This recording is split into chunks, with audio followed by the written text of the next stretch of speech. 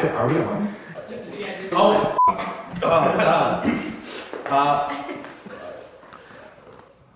It's Donovan Extra!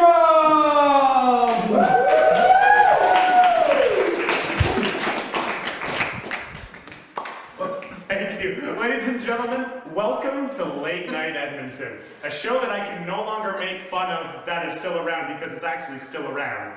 But I can joke about our lack of ferns. Late Night Edmonton, a show for Edmontonians, by Edmontonians, and... Tamara, get over here. I have a little bit of an issue with Edmonton right now. At first I did, and I realized that there was a story from it. So Tamara, can you please hold the microphone? I just need to relax.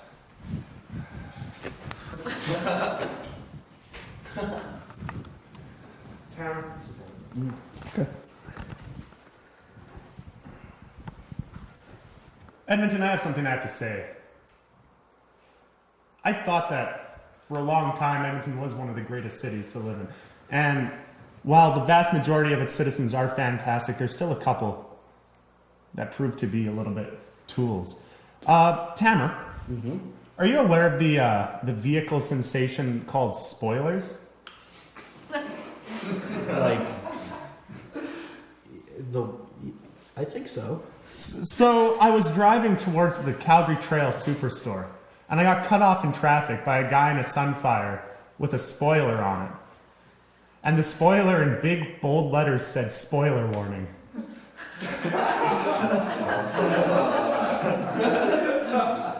Like 20 things ran through my mind. First off, it broke my world, my idea of what makes Edmonton fantastic.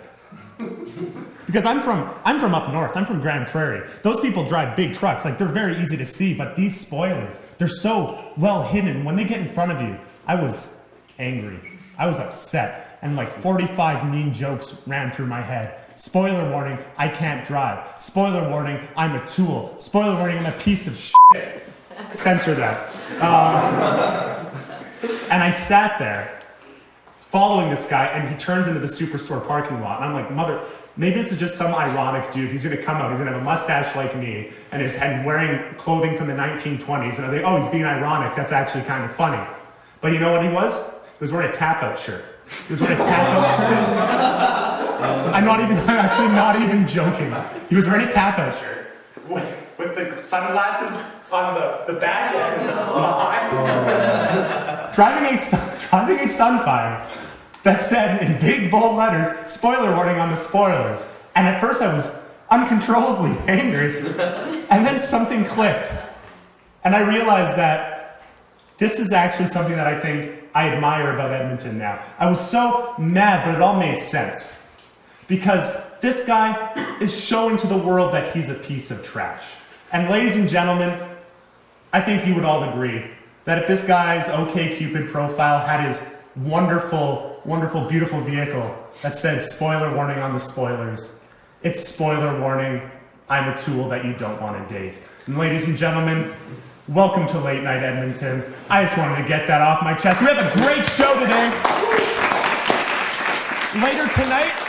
Later tonight, we have Mr. Ryan Shorts in the crowd. Very funny guy. We'll get talking to him soon. We'll be right back after this break.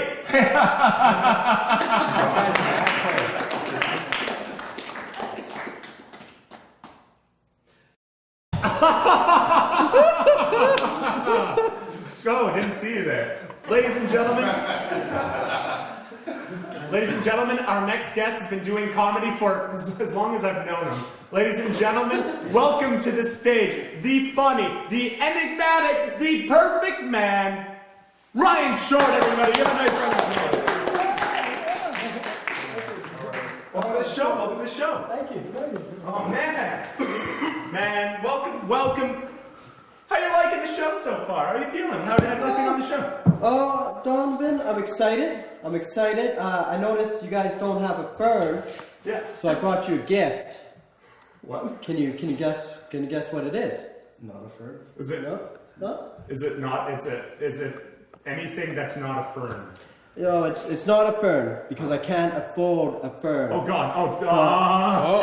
But I drew you a picture of a fern for you to put up There you go. Thank you. Really? But wait, Donovan, Are you gonna reach into your pants again? there is more. I wish, but I pulled all of it out. Oh my. Because I have you another fern. Here. Big Poppy, you can have this one. But wait, Donovan, There's more? there's more. And I hope you don't have children viewers. Because I got you a fern. With a on it. I was going for a dick, but if you want to pretend it's a We'll blur that out. I can't believe you got me, and make sure you bleep out dong. We're gonna cut this part out too.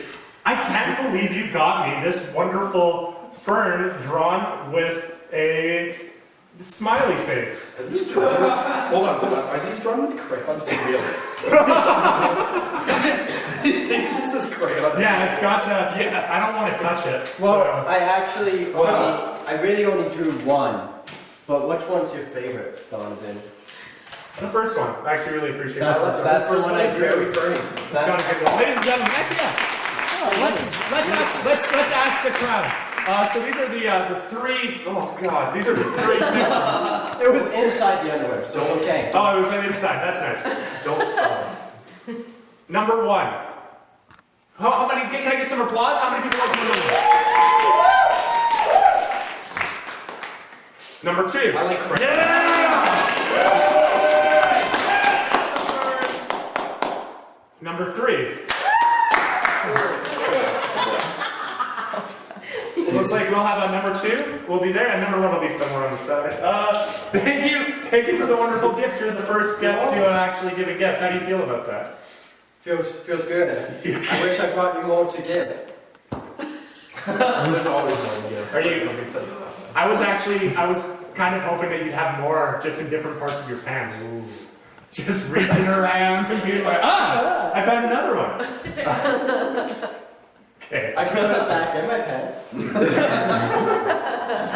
Ryan, we haven't talked in a while. What have you been up to recently?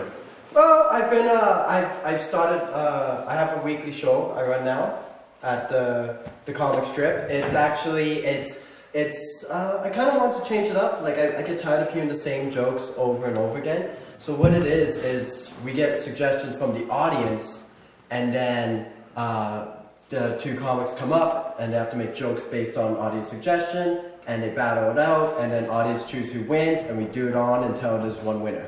Holy mackerel! We'll have to have you on the show again with two comedians. Yeah. What's it called? Yeah, does it have like a catchy What is it thing called? It's called Battle to the Funny Bone, and it's at the comic strip in Oh tomorrow. my god, yeah, it's perfect. I love it. So battle to the and when is it? What time is it at? Monday night, doors open at 7 p.m. Show starts at 7:30, and tickets are $7. Nice, well done. I'm an ad commercial.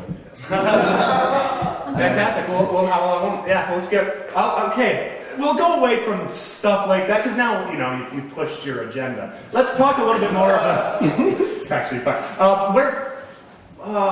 So I always find it fascinating to ask comedians where they get their material from, because it's always like lots of different things. I know that Dion was on, and he just talks about like sitting on the bus and sort of just finding stuff that's there. Pardon me. Where do you get your material?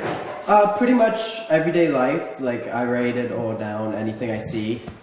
Recently, actually, my friend accidentally put his finger somewhere it shouldn't go, and I want to write about it. Like, pretty much, well, like what happened was like that guy stuck his finger somewhere that don't go place. No. My buddy's like he's a little shit disturber, and we're at a party, and this woman had this huge dog at this party that's like just jumping on everybody and just wrecking the party. So she's like, I'm so sorry, puts it in the kennel, and then my buddy goes into the kitchen to let it out of the kennel, but before he lets it out and lets it release on the party, he starts to route up and he's just like petting the dog's bum and the dog's just all like, yeah, touch my ass. And he's just like, yeah. Don't worry, I do that too, actually. It's kind of fun. Yeah, see? It's a good party trick. Touch my I don't party with you. I kind of like. Anyways, so like he lets the dog go, but then grabs it again, and the dog's just getting more and more riled up. And I go into the kitchen to make a drink, and I see what he's doing. I'm like, this is gonna be hilarious. But then he sees me and he tries to freak me out, so he's just like, ha ha ha ha, and pretends to like put his finger in the dog's butt. But he stopped petting the dog, so the dog backed up to like, where's my pet? Whoop, and his finger went. Yeah. Him and the dog made the same face, like, My favorite part about it though is the dog just goes back into the kennel and he's like, I don't like potties anymore. And just head down. So that's like the most exciting thing that's happened. And I want to turn it into a joke eventually. That's I think you're just telling it. You just gotta tell the story. It's just the situation of it. Yeah, like. Oh, I was dying with laughter, and he was like, "That didn't happen." I'm like, "That totally." Just make sure you use his name all the time. Oh, I got it. First name, last name, and then you link to his Facebook profile. It's that guy. It's that guy. If he's ever in the audience, you stand. I should and get- point him out, and this story is about this guy. This guy. This guy. And ladies, are you interested in this man? And they go, yeah, and then you tell the story. I think what I'm also gonna do, if he's not in the crowd, I like the Facebook thing. Like, tell him the audience is Facebook, and just get them to send him, send him a picture of a dog, and just be like, I know what you did last summer. That's Oh my god. So. Well, there you go. We just wrote a joke. That's how I get my material. Just keep coming on this show all the time, and yeah, you'll have material forever. So if he was in the crowd and he would hear this, he would probably stand up and start to heckle you. Yeah, maybe. Depends. Probably. If I was in a situation and you pointed me out and started to research my character, I would be like, excuse me, sir. And then I'd try to tell another story about you. But when it comes to hecklers, like, comedians have their own ways of dealing with them, right? Like, have you ever, you probably had a heckler, probably. Yeah, tons, numerous. How would you deal with, like, how do you deal with hecklers? Well, actually, I'm just learning to do that right now. Like, what I used to do is, like, I would keep a little Nerf gun in my back pocket. Nice! Yeah, and if they heckled me, and I couldn't come up with anything funny within, like, 5 seconds, I would pull out the Nerf gun and just shoot them. And it would work. It would get a laugh. Like, everybody would be like, oh! Now you're actually going to put a real gun in there, right? Yeah, that's now I just talking, you'll never heckle again! If you ever end up touring into like Texas or something, just make sure it's a real gun. And it'll be fun. Everyone will laugh. Yeah, everyone will be like, death. But no, so like you were saying though, like, so now you're adapting a little bit. Yeah, now I don't need, like, the Nerf gun was kind of a crutch, so I don't use it anymore as often. What I do now is, like, I just repeat what I thought they said, and then in repeating it, usually I can come up with something funny enough. Like, this one girl mentioned, like, she yelled out I was doing a joke, and she goes, too, and I couldn't hear what she quite said, and I heard too, and I was like, too, and I just stopped.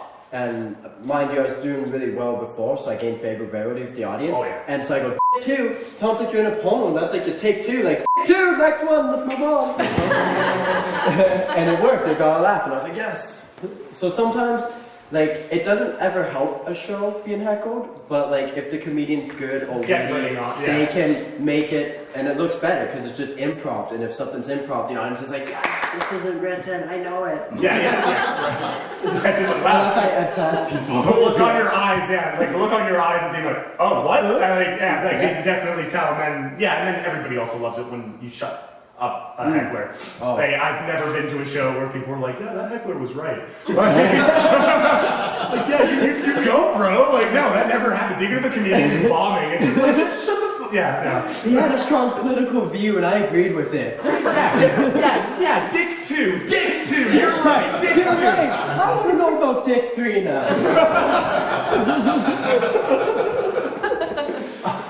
So, yeah. Like we're talking about a lot of your successes, right? Like you are a very funny guy. Like you are very much on the spot. funny. But just like anything in life, just like in anything in life though, you can be the best salesman in the world, and you're gonna have a day where nothing goes right, and you end up like getting not only like shot at by the old lady with the shotgun as you're going, whoa, oh my, this show's getting Keep talking. rated. Sorry, I got distracted.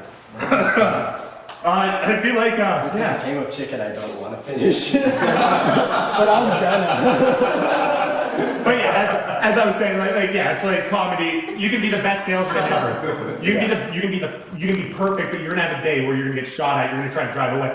What was the worst joke that you have ever told?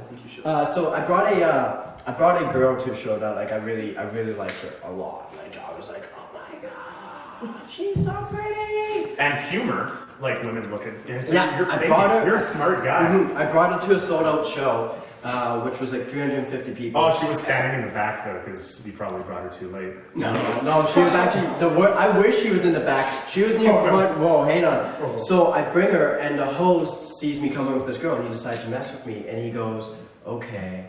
He goes, hey, who's that girl you brought? I'm like, oh, who's this girl? And he's like, do you really like her? I'm like, yeah, she's pretty cool. And he goes, okay, cool. He started to mess with me. So right before he brings me up, he goes, your next comedian really likes that girl. Right there. Points her out. Nobody knew till now. Now they do. Let's see if he gets laid. Welcome, Ryan Short. Oh my god. That was my intro. So immediately, as I'm doing my jokes, like 300 people out of 350 would do this to my jokes. Ha ha ha ha ha. And then turn and make sure she's laughing. Set a weird energy in the crowd. Strange, yeah. So I had to fix this. I'm like, I gotta fix this. I should have just left it because this was my fix. I go, yeah, I really like her. I just want to put babies in her. Same reaction with the crowd, dead silent. People being like, what did you just say? So I'm like, I gotta fix this. And so I'm like scrambling. And I'm like, yeah, I don't even want to have sex with her. I just want to get a pile of babies and shove them in her vagina. Yeah. To what? I started miming it on stage. I was just like, and it was just silent. Just everybody. Oh, in my head, I was like, what the fuck? And the audience was just like, what the You're reaching for the Nerf gun, but it's not there. No, it gets worse. I just kept going. I was going, and at this moment, I'm like, I know what you guys are thinking. Why? That doesn't sound like babies. That sounds more like angry cats. Well, maybe I have a pile of cats and babies, and I'm shoving them in a. At this moment, nobody's laughing. Nobody. 350 people. Except her.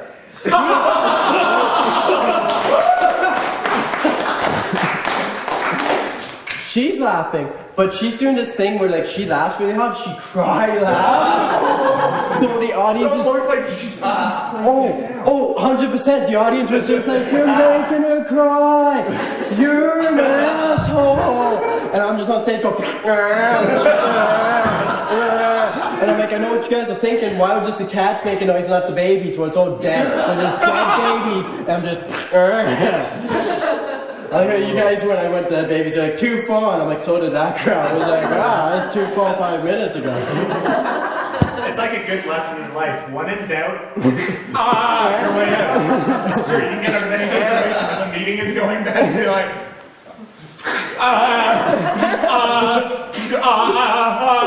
It's like a nice important business meeting, and you're sweating, and you're like, Right, are you okay? Actually, I gotta go to. Like that's a pretty solid bomb. Like and bombing. You know, you get great stories. Like, oh yeah. Like, was there a bomb that was worse, or did anything happen like one that was like you got out of it after? Like, what happens during a bomb? Well, it's you gotta be able to shift gears. Yeah. Like a lot of times, if I'm bombing now, it's usually because it's a smaller audience, so it's like a weird venue. So I would try and like interact with the audience, get them involved. Oh, yeah. Just like this one. Yeah, it's fun. I actually often when I bomb though, I want to make myself feel better. I have a ritual where I go home and I'll run myself a bath and I'll listen to Coldplay. Nice. Fix You, you know, like when you try your best and you don't I'm sexy. And I can't breathe high, and I scream at the top of my lungs, what's going on? I don't know, Coldplay. But then after I man it up and I listened to Eminem. Like after the Coldplay, and it's like, yeah, use mom's spaghetti. Spaghetti. One last question. Favorite Edmonton date spot? Go. My mom's basement. Ladies and gentlemen, Mr. Ryan Short is going to give us a nice funny thing at the end. Thank you very much. Ladies and gentlemen, put your hands together one more time for the very, very, very funny Ryan Short. Come on, play. Oh yeah. Sorry for my sweaty. Dude, that's how I like it. Oh, thanks guys. I'm so excited. Oh, weather's getting warmer. I'm excited to do outdoor activities. Yeah, I'm just happy to be in the pluses again, because like I get cold very easy. Yeah, it was weird though, because like I checked the weather the other day and it said it was gonna be +2, and I was like, yes, we're in the pluses, finally. But then right below it, it said it's gonna feel like -5. Which upset me, because I was like, wait a minute, if it's gonna feel like -5, does that mean if you take a thermometer outside, that thermometer's gonna say -5, making it -5? Hey, you can't do that. That's a lot like me going up to a girl and being like, damn girl, you know I have that 9-inch dick. It's gonna feel like 6 though.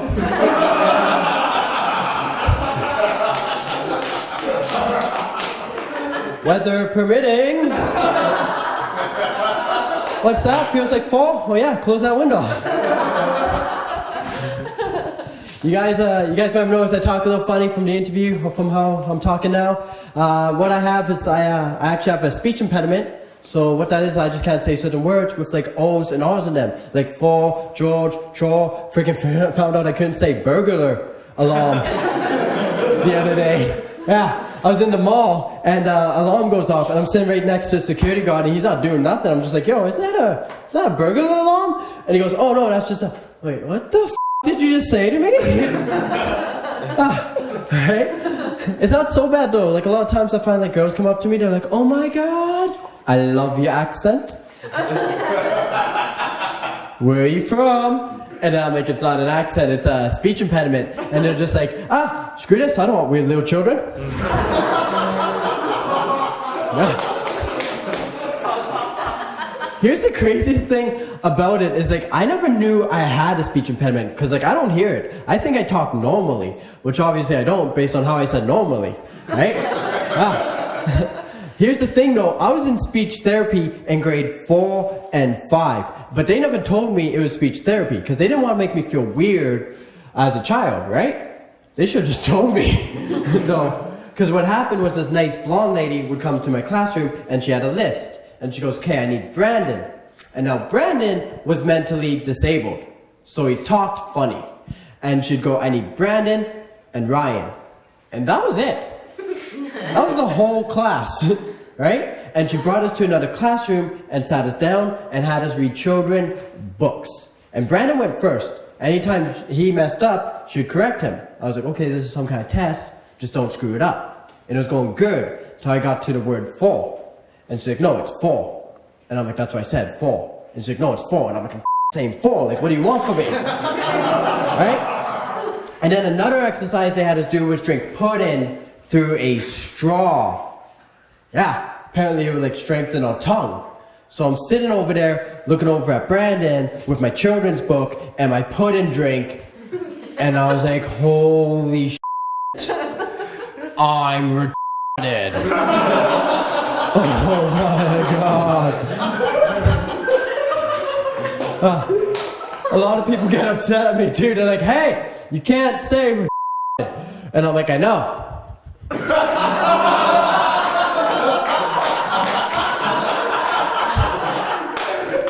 It's got a lot of R's in it.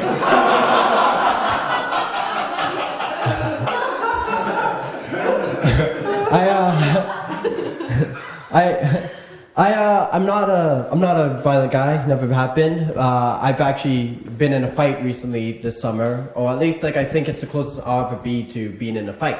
Yeah, what happened was I like to skateboard, and I was skateboarding down the street, and it was really busy. And usually I'm like really good at like dodging everybody, but what happened was this lady came out of a doorway, and I had to cut her off to avoid hitting her. And it startled her, and she's like, oh, and I was like, oh my God, I'm so sorry. And she's like, it's cool, whatever, just keep going. I'm like, okay, cool. And everything was good. And that's where the story should have ended. But then a lady saw this, and I don't know if she thought she was a protector of people or whatnot, but she waited till I was right about here. She's right here. She did this. What? Where you going? Yeah, I don't know why you do that. I think she was trying to startle me, and it worked. Because immediately I responded with this. Oh! And she's right here. So I slapped her. Completely by accident. Like I was so mortified I just hit a woman, so I quickly pulled my hand back, slapping her twice. Yeah, she got like across the face. And I'm still skateboarding forward. Like this happened all really fast. I'm still going forward. So I like slapped her, clothesline, weird UFC finisher, slapped her back. Like to the point where like such force, I broke a tiny bone in my wrist right here on her face. It hurt so bad. I had to look back. I'm like, I wonder what I left behind. So I like looked back as I was still going. Like I'm not stopping. Like this is weird. So I looked back to see what happened, and she did drop over her bags, and she was like, ah! And people were looking on the street. So at this moment, what I wanted to say was like, oh my God, I'm so sorry. But my adrenaline was going, and because I have a speech impediment, it came out, suck my dick. And I just kept going. Thanks guys, that's all I got for you. Thank you very much. Ladies and gentlemen, one more round of applause for Mr. Ryan Short, everybody. Fantastic job. And ladies and gentlemen, I actually have a little bit of a surprise for you. Look under your seats right now. That's right, there's nothing there. But what there is Battle to the Funny Bone tickets for everybody in the audience. Just talk to Ryan and you've got them. Everyone give a round of applause once again to Ryan. This has been Late Night Edmonton. And I wish you a very safe week. And we have a very special guest coming up next week. Let me just say it's a celebrity. You're going to be blown away, but you'll have to be here. Ladies and gentlemen, thanks for watching. I'm Donovan Ekstrom. Have a wonderful week!